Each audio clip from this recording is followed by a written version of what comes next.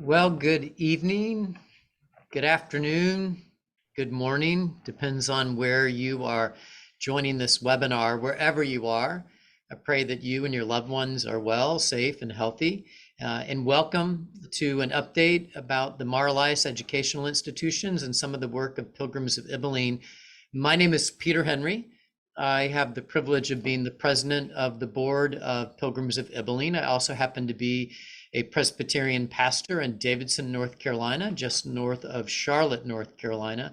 And today I am joined as a panelist by Esraya Sharon, who is the executive director of Pilgrims of Ibilene, Emil Haloun, Dr. Emil Haloun, who is a teacher at Mar Elias Educational Institutions, as well as an international relations staff member for them, and our liaison to the board of Pilgrims of Ibilene, to the board of Mar Elias. We also have Allison Arthur, who is the reason we're all here. She serves as the chair of the Global Missions Committee for the Mount Zion United Methodist Church in Marietta, Georgia. Their church had wanted to learn more about Mar Elias and pilgrims, and it encouraged us to hold this webinar. And Allison, we're so glad that you did. And then we also have with us in the panel, so to speak, Paige Webley, who is part of our staff at Pilgrims of Ibilene. So welcome to all of you. And again, welcome to everybody who's joined us today.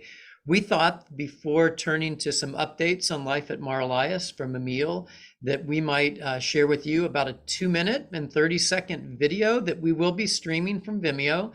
You may know that on webinars with streaming video, sometimes it's a little bit of a stop motion animation, but it will nonetheless still, with the words of Abuna Chacour and others, carry some sense of what Mar Elias is about in its ministry of peacemaking. And so, Esraya, will you get us going with that video, please?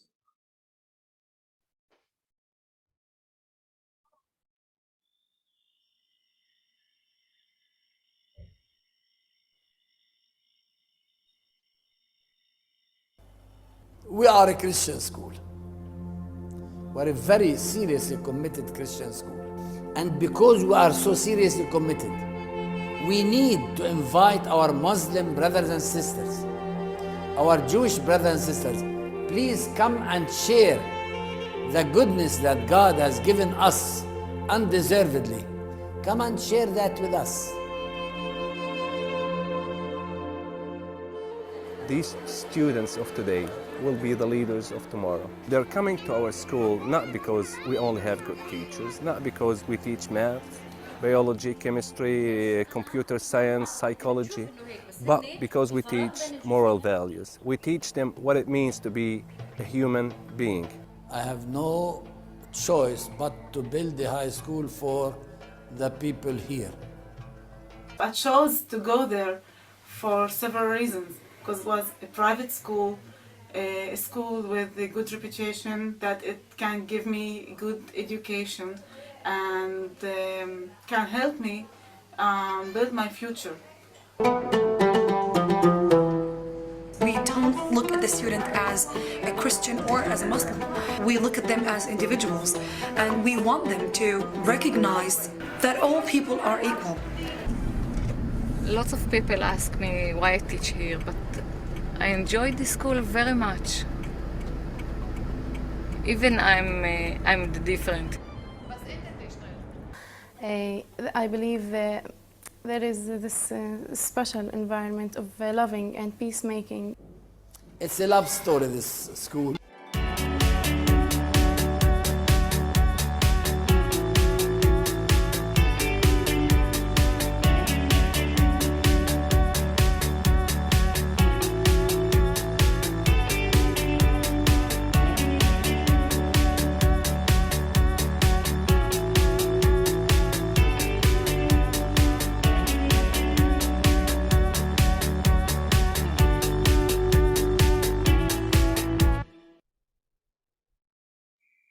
Thank you for that, Esraya. And we will certainly, as a follow-up to this webinar, provide a link to that video at Vimeo, as well as some others at YouTube, so you might be able to stream those and learn more about the school.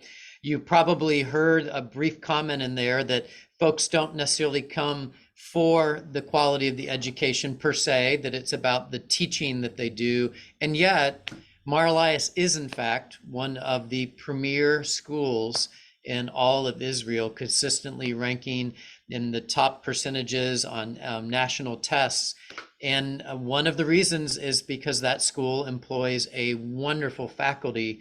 And among the faculty members is Dr. Emil Haloun. I've been a part of the life of Pilgrims of Ibelin for about 12 of the last 14 years.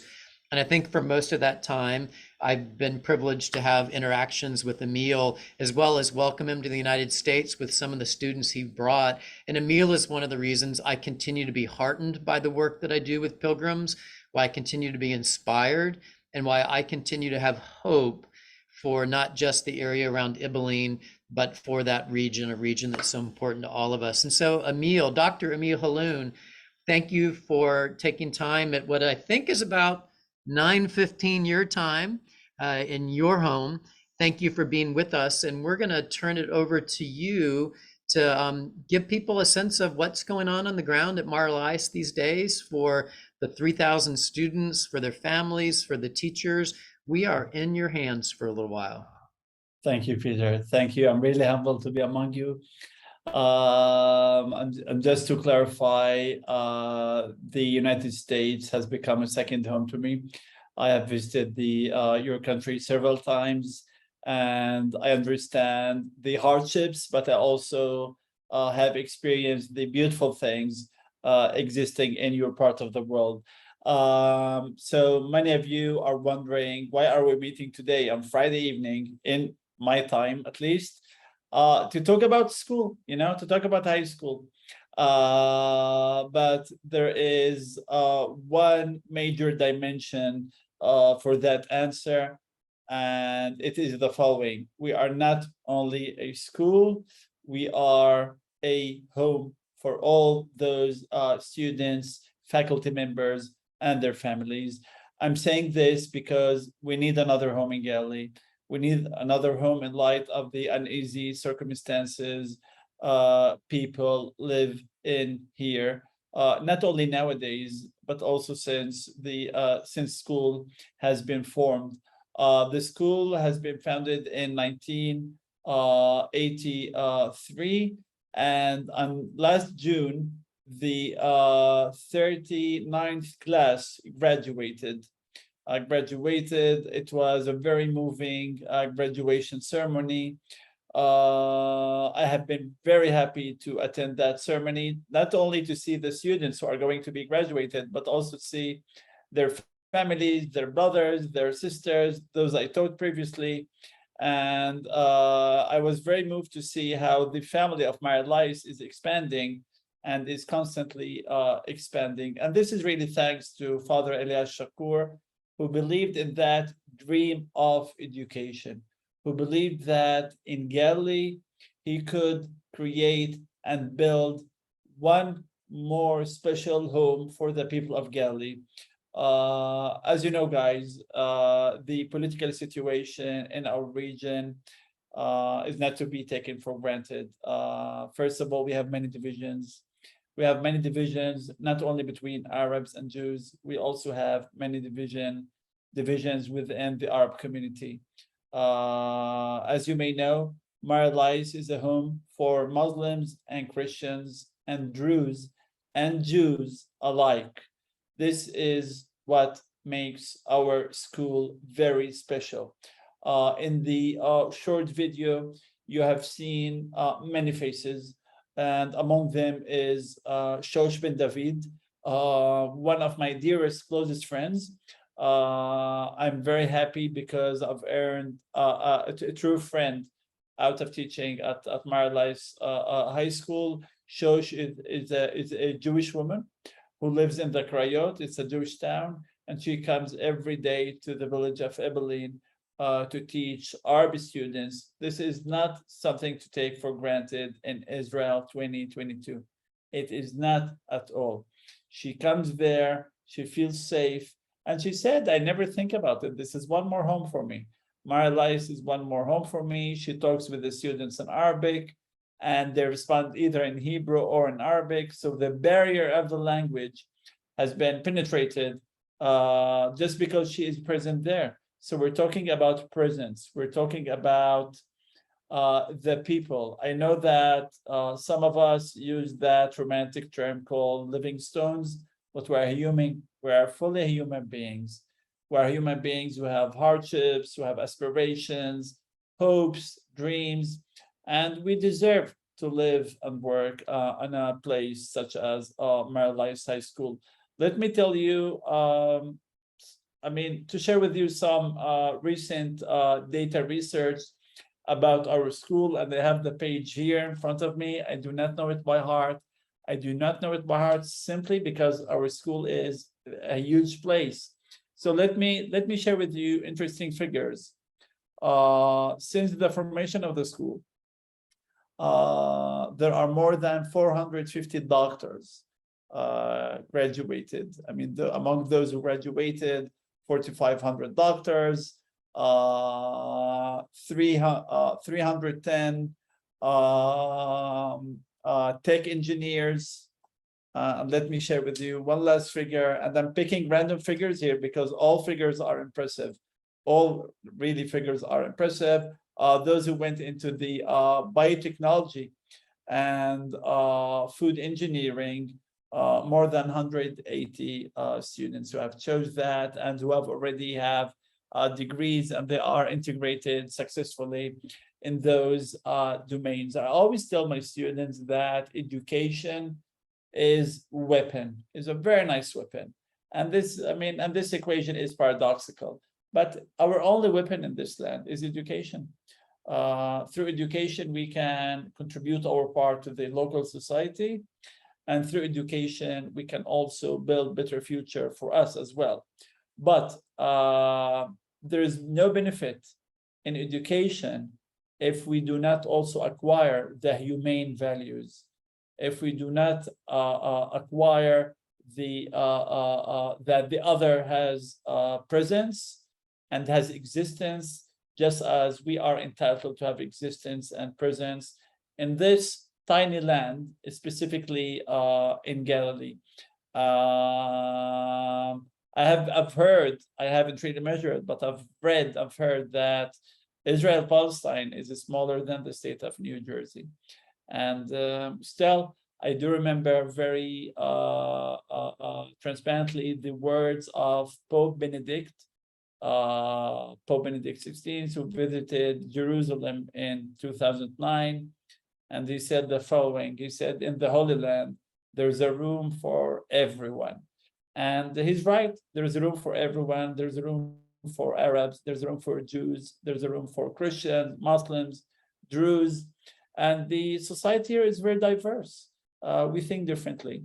We hear the news 24/7 here.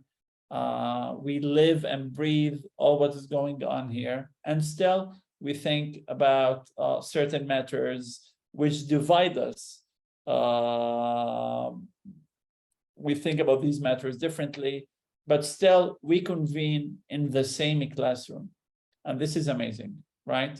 We convene in the same classroom. My profession as a teacher has been really rewarding because in the same classroom, I teach students who come from different backgrounds. I teach Muslim students, I teach Christian students, I teach Catholic students, I teach non-Catholic students. And I have witnessed how throughout all these years, these students have been impacted by the positive vibe existing at Mar Elias High School and at Mar Elias Educational Institutions. And let me tell you the following: nothing is more powerful than education, really. And sometimes we tend to take this fact for granted. But no, nothing is more powerful than education, especially in time of crisis, and especially in what is called post-COVID era. Students need hope, and this hope they can gain only in communion with other classmates in the same classroom. They cannot gain this experience through Zoom or through video games, Facebook, Instagram, TikTok, and all this. endless, all these endless trends. These are nothing but veneer, with the shallow, with the shallow face.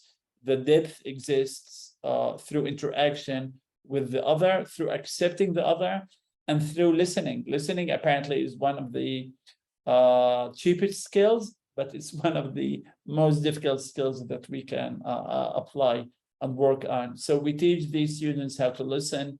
And honestly, I've seen how wonderful friendships among all those who speak in a different accent, among those who believe in different religions, have been created. And occasionally I meet with those who graduated. I meet with those, by chance or not, I meet with those I taught at Mar Elias. And I can tell you that with much confidence, I can tell you that our students are different, really. Our students are more liberal, right? They accept almost everyone. And I'm not saying this as a cliche, but I see how free-spirited they are, and how flexible they are, and how they click with other groups. I'm taking, just for you to know, I'm sharing with you, I'm taking 35 students from the junior high to Northern Ireland next week, next Friday. I need your prayers about that. But one of the organizers there talked to me yesterday, and she said, Emil, listen, there's a problem. There's one Spanish girl who came on her own, and she might join you for one trip. Will you share this with your students? Like, I want people to talk to her. And they said, listen, I will not talk to my students. They will immediately approach her, and they will talk to her, and they will befriend her, and she will be one of the best friends for at least one of them. So I'm not worried. So I see that these social skills are really needed. And I'm very proud that I work in a place where we teach them not only math, English, and computers, but we also teach them what it means to be a human being in this world, which is sometimes really hard to grasp nowadays. I want to tell you that our students are always happy when hosting and seeing other visitors, especially those who are coming from the States, Canada, and elsewhere. We hosted a wonderful group from Winnipeg last month, and we are eager to see additional groups and to create additional friendships. And before this webinar, Alison has briefly mentioned that they also, you guys also have a nice number of young folks who might be interested in knowing more about our part of the world. So I can tell you that we are the right address. We'll be happy to host you and or any other groups coming from your church in the future. Thank you. I'll be happy to answer some of your questions if you have any. Emil, I'll let Estrella chime in a moment if she's got any specific questions. I'm going to kind of start the ball rolling a little bit. Obviously, as president of the board, know a little bit more about some of the things that, some of the difficulties and challenges that arose during the height of COVID, as well as the ongoing effects. If I remember right, there were already a significant number of students who received some form of scholarship to attend Mar Elias. And since the pandemic, that need for scholarships has increased, as I understand, by 30%. Can you say a little bit more about that rise in the need for scholarships? What's gone on kind of regionally, financially, that's made that a more significant need for Mar Elias? So Peter, let me begin my answer with saying the following. We are known as being a private school, but this private school is non-selective. So Father Chacour dream was and still to build a school for those who cannot afford that. So having said that, Many of our students come from a poor background, and here I'm talking about the socioeconomic background, and still we do not prevent them from receiving education. And some of those families have at least 2 to 3 students in the various institutions on campus. Many people, it's no secret that many people lost their jobs in the wake of COVID. Many people are still suffering, especially those who had independent businesses.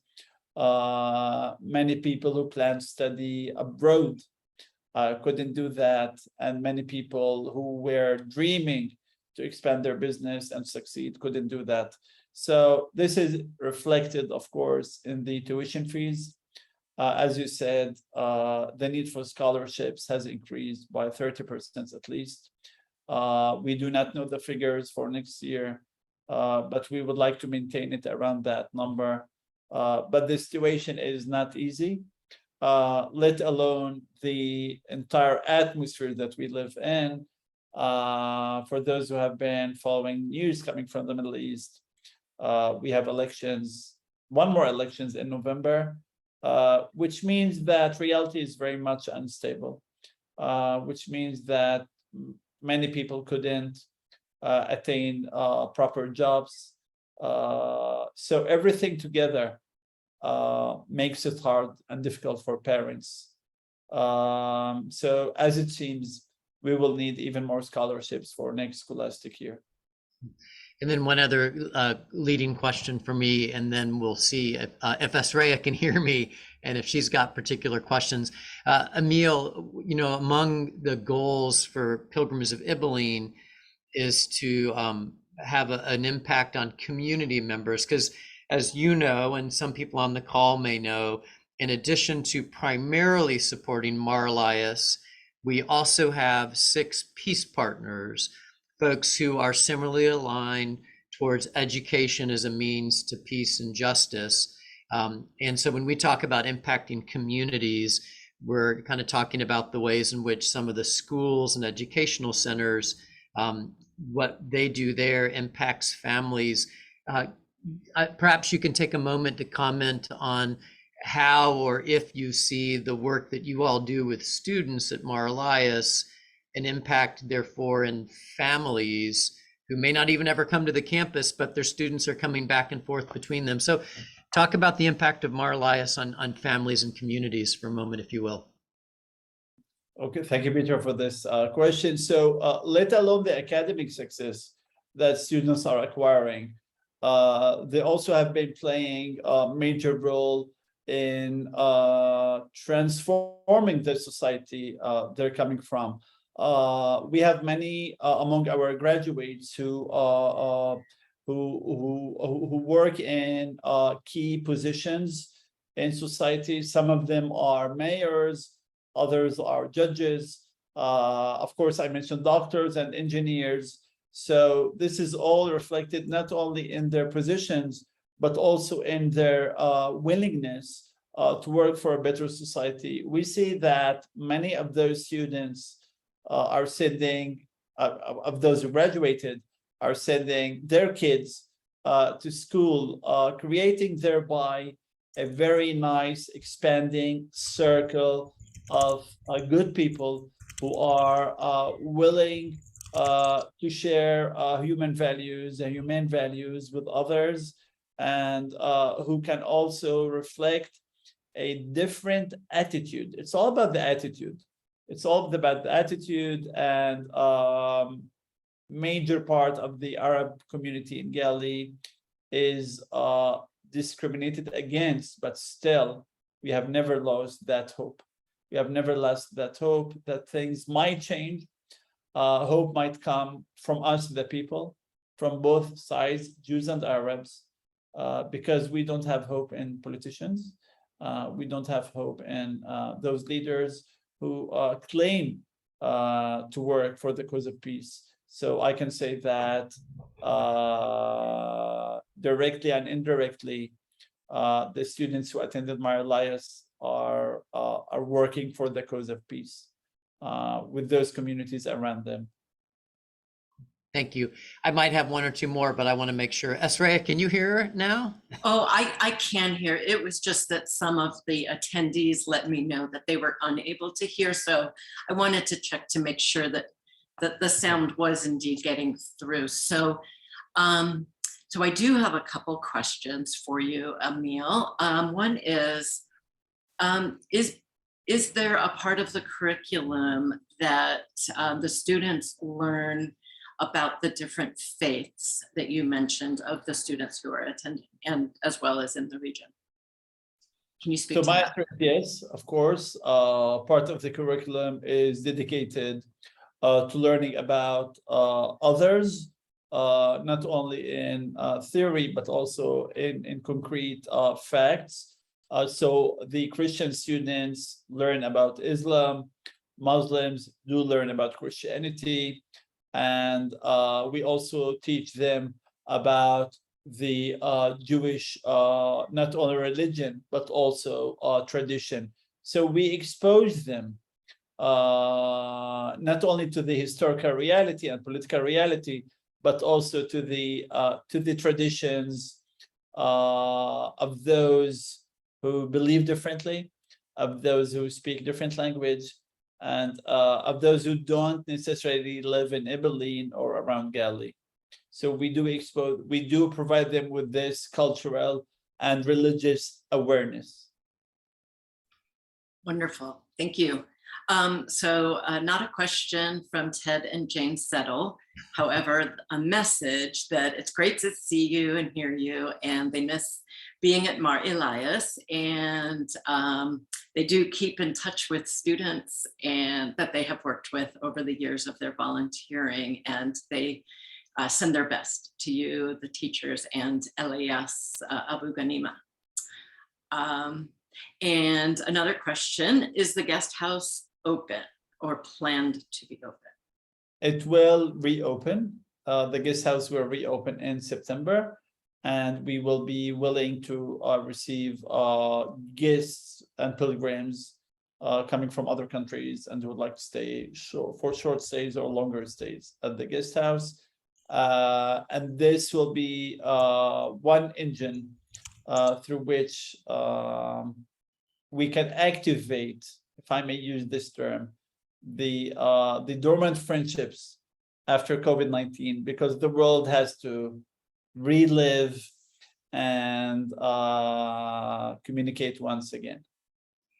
Emil, along those lines, for those who may not be as familiar with Pilgrims of Ibilin, pre-COVID and hopefully post-COVID, we generally bring about 2 groups, sometimes as many as 3 groups of what we call pilgrims to Israel, Palestine, and that trip includes a stay at Mar Elias at the school. Our next pilgrimage is this fall, and I know in a follow-up email to this, Esraya will send some of that information for those who might want to know more. But Emil, perhaps for folks who may not be as aware, tell folks what the guest house is and what role that plays for Mar Elias and how it might be available to people who travel. So the guest house is a humble place where we host visitors and pilgrims and volunteers, just as we did in the case of Ted and Jane. And if I'm allowed to send them a personal message, we, myself and my students and the staff, we miss you so much. You have left a great impact among our students, and we hope to see you again as volunteers on our campus. So the guest house is a place for us to meet with visitors, and occasionally the board member of the Mar Elias Educational Institutions meet there as well. When you call it humble, I can certainly say that the food has been wonderful, the bed perfect for sleeping, and it's a great location to get out into the region of Galilee. So you can call it humble. I'll call it far more than sufficient. It was a perfect little abode when I was there. So Peter, let me show off a bit. I've just came back from England. And I told the group members I've been with in England, I told them, guys, you should come to the guest house and see what food we serve there. I mean, this food is, you cannot compare what we're eating in London to what we eat in Italy, because everything, as you know, is fresh and everything comes from the land. And it also, you know, that food reminds you and reminds us of the food that Jesus, the disciples, and all the people who lived throughout the centuries have eaten, you know. Let's see. Yeah, mushy peas or the fresh fruit of the guest house. I'll go with the guest house.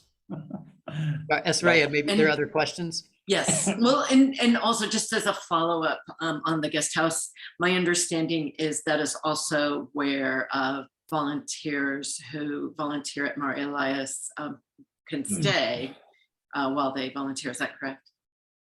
Right, absolutely correct. Great.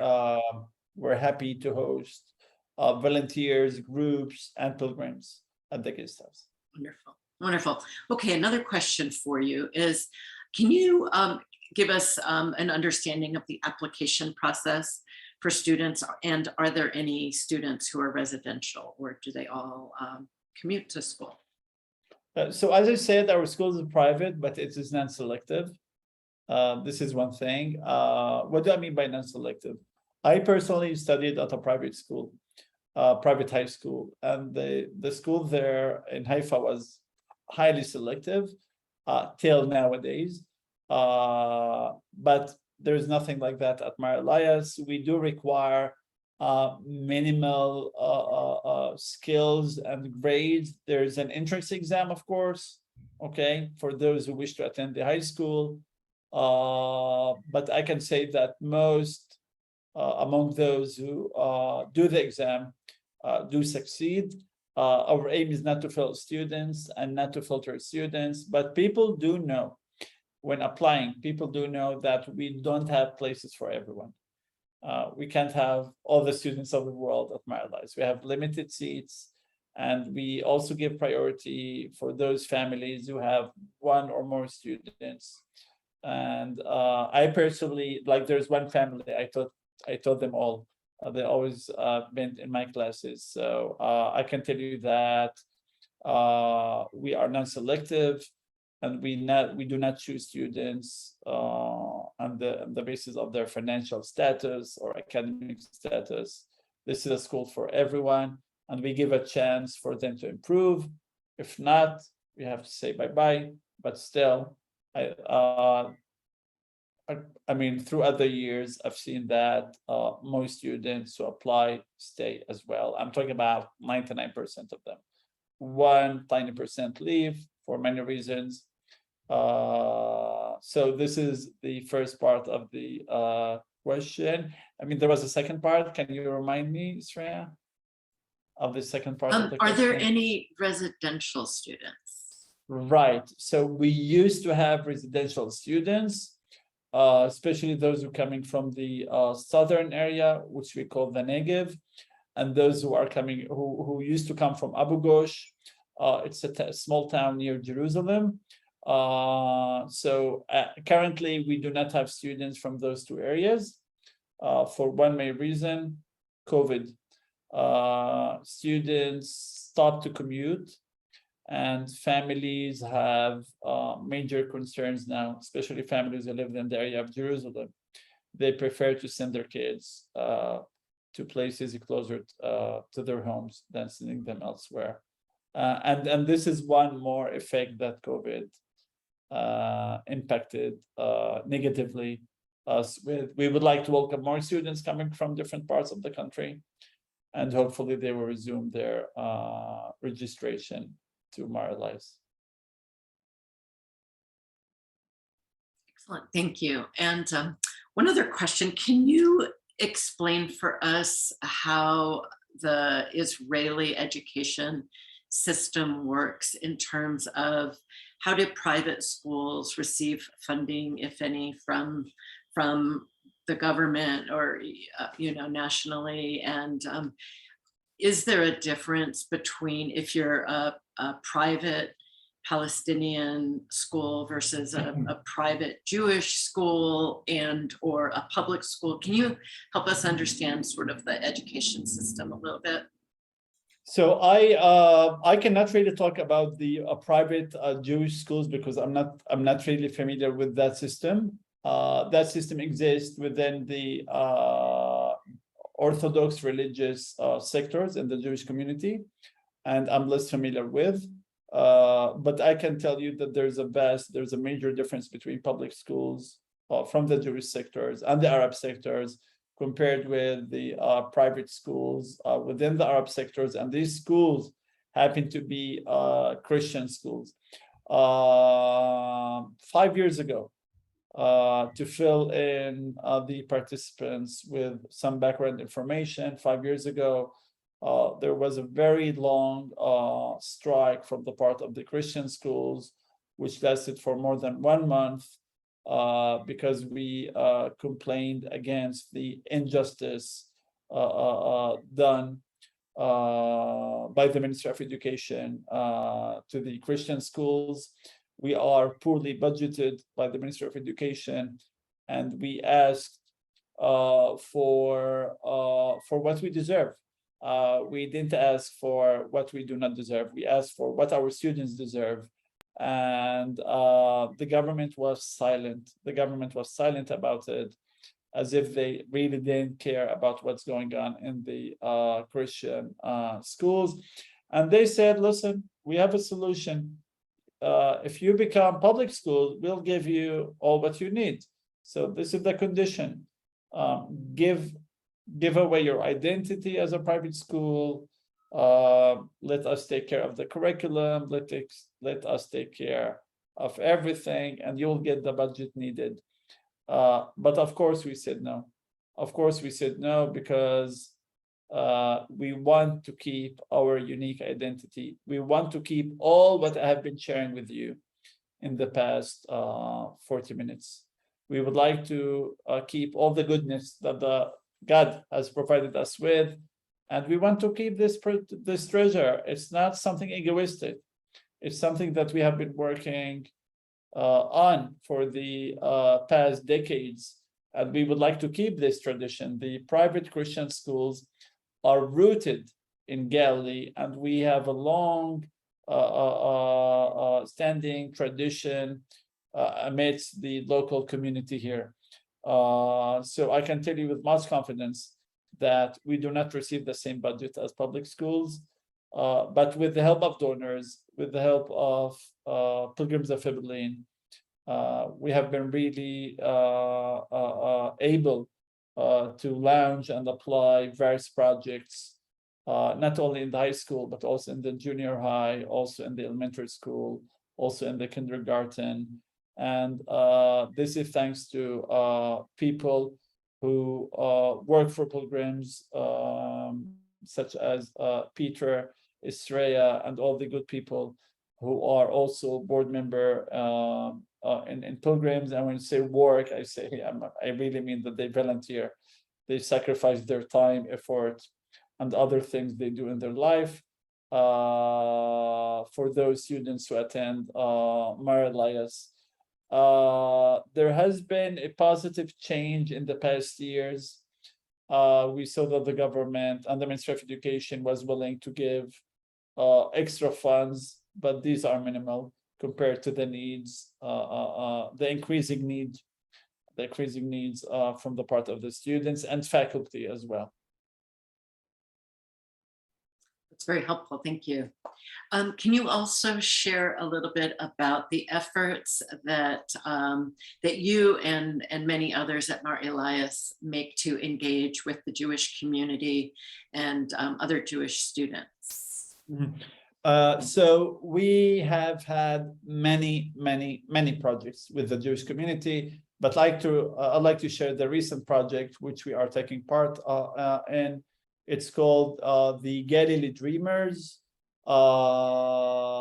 It's a project which is being led by Oranim Academic College, and I have been selected to be as a board member in that project. This is where 10 different high schools 5 Jewish, 5 Arab high schools gather on a weekly basis. Each time we select a different setting, and these students gather for 2 to 3 hours to discuss relevant matters to their everydayness. We do not discuss politics there. We do not discuss the peace process. These students get to know each one the other, and they get to play together, and they discuss, relevant things which are important in their everydayness, such as computer apps and things related to technology. We saw that this is what matters to them. They love technology. This is the shared ground, and this is what they like to talk about. And if this is a medium through which the students can become closer one to another, then why not? We are really happy to join the Galilee Dreamers. My students also attended a conference by Galilee Dreamers. The conference was called The Day Against Racism. The board of Galilee Dreamers came to Mar Elias, met with Abuna Chacour, Father Chacour, and Father Chacour said, I want the next conference to take place on our campus.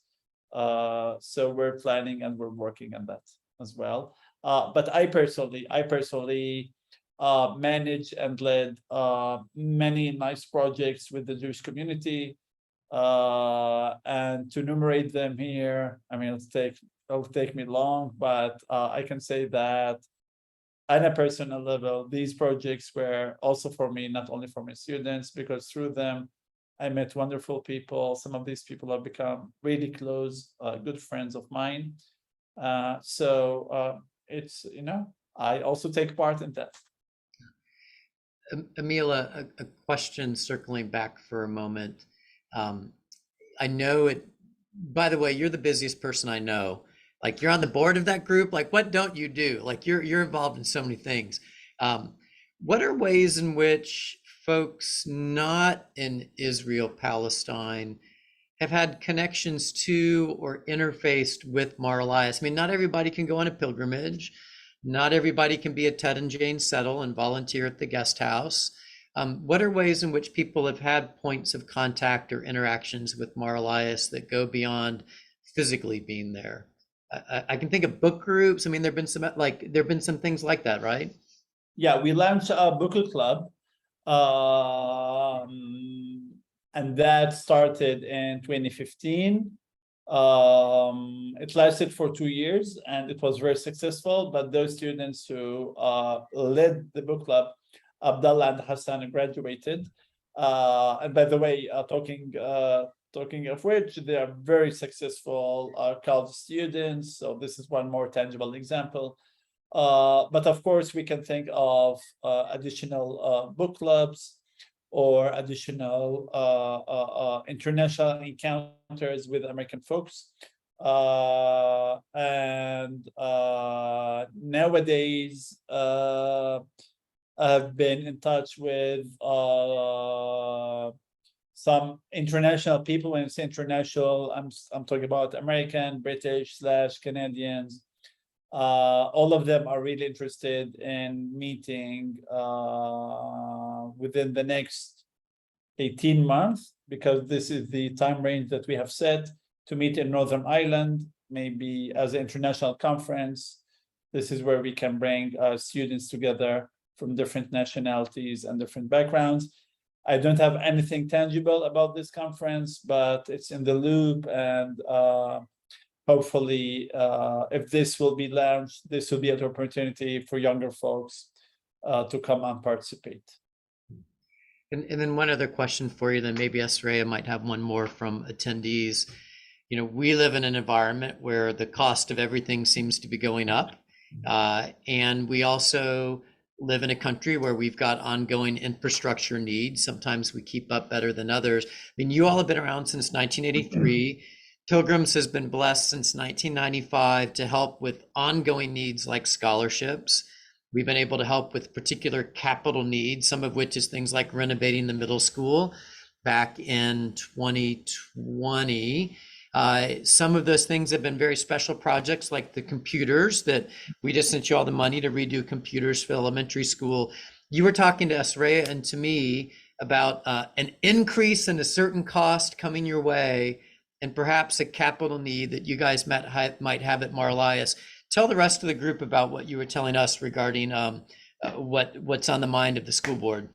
To begin with, let me say that the world has become way more expensive than previous times, but those who visit the country we live in, Israel, they know that prices are horribly expensive, and the cost of living here has become almost impossible. I'm saying this because we get all the time new headlines, new increases, and the new new regulations.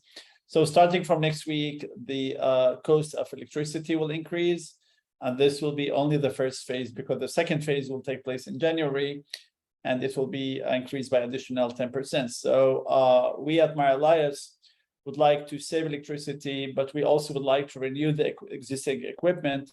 So one of the next specific goals, we would like to buy a new air conditions for the junior high. I'm talking about the first floor only.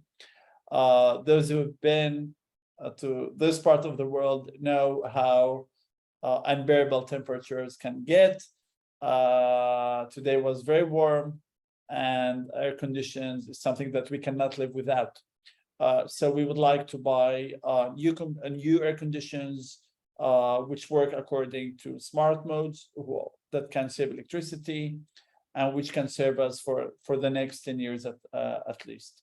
So this is something that we need to work on. Ideally speaking, we would like to purchase these air conditions before September 1st, and hopefully we will reach that goal. Did you say it was 42 degrees today? Yeah. And let me tell you the following: it feels way more. It feels way more than 40. This week we are experiencing a very abnormal heat wave. But summer is tough here. July and August and September and June, they're really tough. So we cannot live without air conditions. And I, as a teacher, cannot really teach without good air condition in the classroom. This is not possible. And Esraya, other questions from the attendees?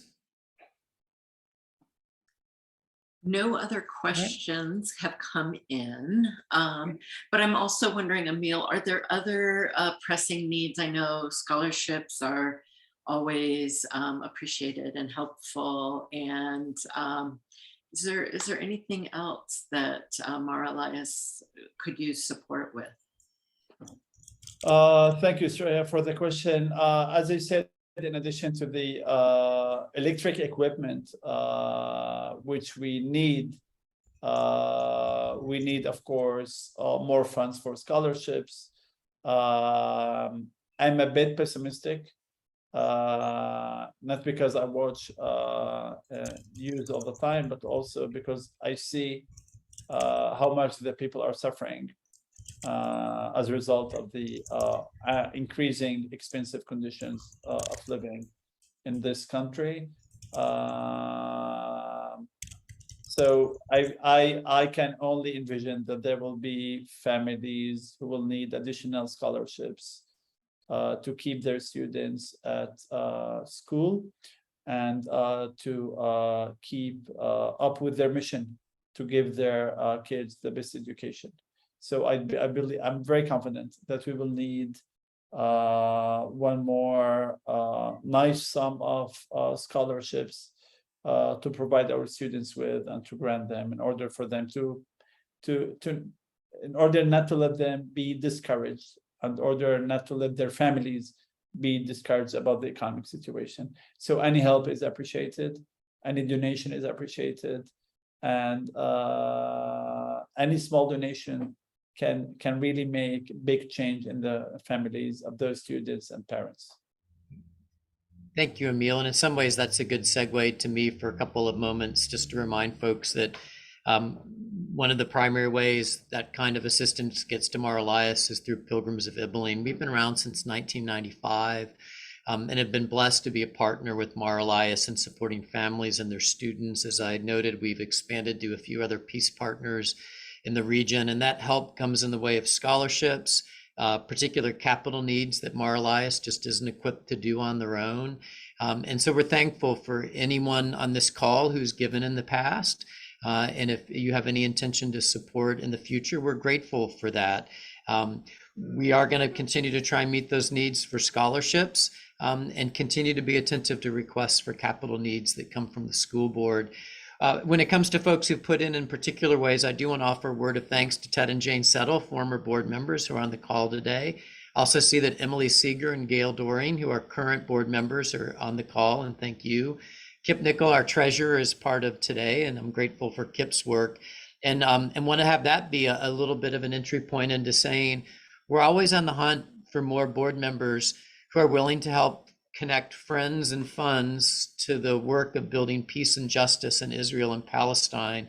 If this call has piqued your interest, if it's asked you to dig a little deeper, if you want to know more about Pilgrims or about board membership, again, my name is Peter Henry, but the contact information for our executive director, Esraya Sharon, is certainly at the pilgrimsofibelline.org website, and that would be a great place to get my contact information and to hear more about board membership. I think that was most of what I needed to cover. Esraya, was there anything else that you wanted to add before we take any kind of wrap-up question and thank Emil and put him to bed for the night? Yeah, you covered it. Thank you. And I do have a couple additional questions, if Sure. you don't mind, Emil. So, okay. Do graduates typically remain in Israel, or what percentage migrate to live in other countries, as far as you know? Most graduates stay in the country. I would say that more or less 10% of them study abroad. This number will decrease because students and their families are less motivated and encouraged to relocate and live abroad. I have just been in touch with one student of mine from Ibelline who will study in the States. So we still have those students who decide to study elsewhere. His name is Christian Faraoni. And but I can tell you that most of them stay here. The number in previous times, as I said, revolved around 10%. Great. Okay, thank you. And another question about what kind of activities do volunteers engage in? And how many can the guest house accommodate? So let me begin with the first part. And here I am really grateful to Ted and Jane for helping my students, helping many of them actually, practice on their English spoken skills. One of the matriculation English exams is about oral proficiency. So Ted and Jane helped my students practice on how to speak in English and how to present their written projects. So this has been a tremendous contribution. So I'm only listing one way on how volunteers can help our students. As for how many volunteers the guest house can accommodate, I would say as many as needed. We have many rooms, but still, ideally, we would love to have 2 to 3 volunteers per semester or per year on campus. Excellent. And one last question was, what are the other sources of funding besides donations from folks like us at Pilgrims of Italy. And Esraya, at least from the Pilgrim side, I typed a brief answer to Patricia that we certainly receive some funds from churches. We occasionally get wind of foundations to whom we can make grant applications. It's also the case that sometimes folks work us into denominational giving. Maybe there's a particular pathway by which a church within maybe the Methodist denomination might be able to funnel some of their mission giving. We've certainly ended up in people's alternative giving catalogs in the past. So there are, not going to say by hook or by crook, we're happy to receive funds in a variety of ways, but individual giving remains the largest source of funding to Mar Elias through Pilgrims anyway. Interestingly enough, we've seen an uptick in the last few years of bequests, for which we're deeply grateful for people who remember us in their wills. But again, that's primarily a source of individual giving. And that's at least how Pilgrims gets its money, primarily individuals, churches, foundations, and then sometimes denominational means. Yeah, and Peter, I have nothing to add to that. Really, our pilgrims have been so significant to our journey, and the donations which we receive through pilgrims are the main source of money that we receive and use on campus. Well, and Emil, maybe this is a great place to wrap it up. I'm going to say on the other end, for those of us who have been privileged to be a part of Pilgrims, you know, when folks have asked me, why do you do it? Because I've been doing this for about 12 of the last 14 years. I can't solve the world's problems, but I know that I know the Middle East is a place of particular importance for so many people.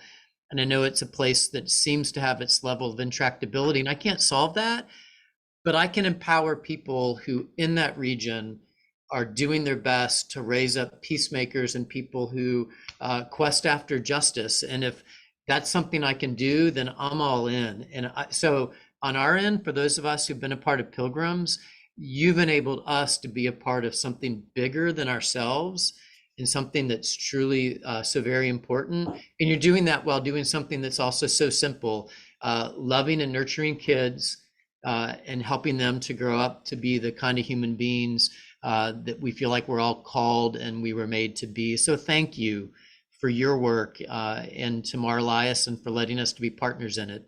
It's transformational for us. And thank you to everyone who was on our call today. We do at our webinars try and honor your time commitments. It's been just about an hour. I know you'll get a follow-up email from Esraya with perhaps a couple links, some information about things like our pilgrimages. And we hope that this webinar is either an ongoing relationship with you or it's a first step in something that's going to continue for years to come. And so a deep desire for peace for all of you. And again, thank you for being with us today. Thank you so much. Thank you, Emil. Thanks, everyone. Thank you.